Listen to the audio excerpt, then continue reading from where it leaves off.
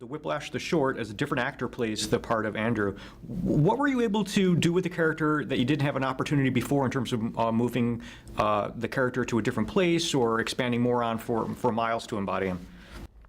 Yeah, it's interesting because the guy in the shorts, this actor named Johnny Simmons, who is an absolutely brilliant actor, and the short itself is just a scene from the feature, so you can actually kind of look at them side by side and see two different perspectives on the same character, which for me as a writer is like kind of wonderful.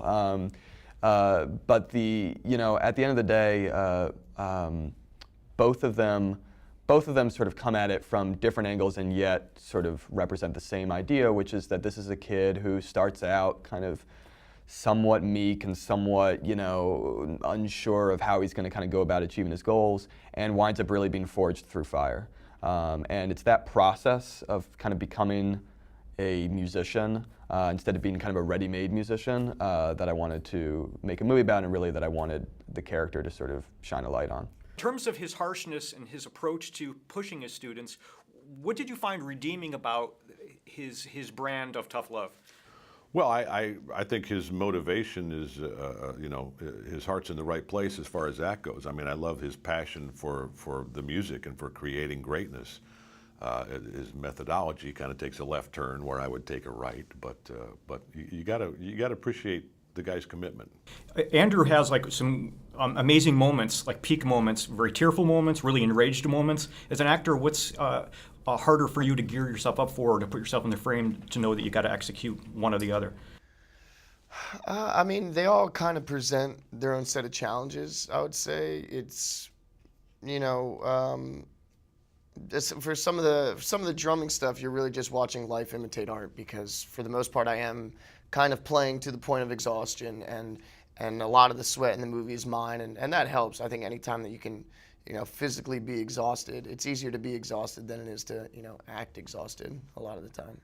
Do the hands direct one orchestra movement at a time, or the hands directing different parts of the orchestra coming together? Is each hand directing differently? Well, yeah. Ideally, you have independent use of hands. So if you were conducting like an orchestra, like a traditional symphony orchestra, you would be able to cue different things at different times and this and that. I mean, most of it, honestly, by the time you're in a performance, is for show, because you're working with pros and they know what they're doing. And I had a background as a classical conductor. That's what I studied in college. Translating that to the jazz world, where there's a very vast range of styles and of even how much conducting the conductors even do. I mean, a lot of guys just 2, 3, 4, boom, and then just tap their toe and enjoy the music. And was that something that you toyed with in terms of what your final scene was going to be, that it was going to be such a momentous cut? Yeah, I think, I don't understand, I guess, why more movies don't just end on a high. It's like, certainly that the ending came very early on, and we were sort of working backwards from the ending a lot. And, as a jazz drummer, my former drummer myself, of course I wanted to end the movie with a kind of big drum solo, so not to give anything away. But yeah, but it's a great performance cliff that you leave us on, which is wonderful.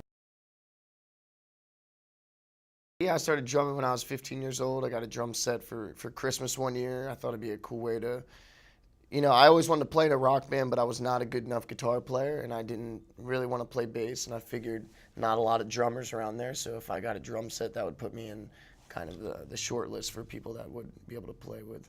Are you a fairly accomplished piano player? Was that fun to you to showcase that? it was very fun to do. I am not by any means an accomplished piano player. Although I studied music in college, I have no talent in my hands musically. So, and that was a very simple little jazz, I mean, technically speaking, a very simple little jazz ballad. Beautiful, beautiful tune, by the way. Justin Hurwitz is the composer.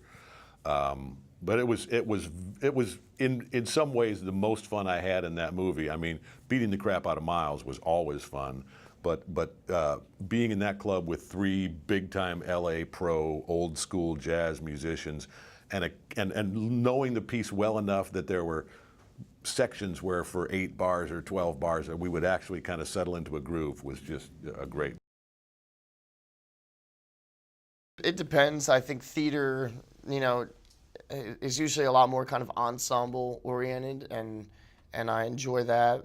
But for me, it just all depends on the script. I mean, it doesn't matter if there's 10 people in a scene, but it flows. If it's got that Sorkin kind of a, ping pong going on, then that's great, and that's fun to be a part of. But yeah, in terms of kind of intimate, dramatic scenes, you don't really get those as an actor my age. It's rare to kind of get a script that lets you do that kind of no apologetics, intense, push the boundaries kind of a drama. So what advice would you have for directors who are going to helm their own material for the first time?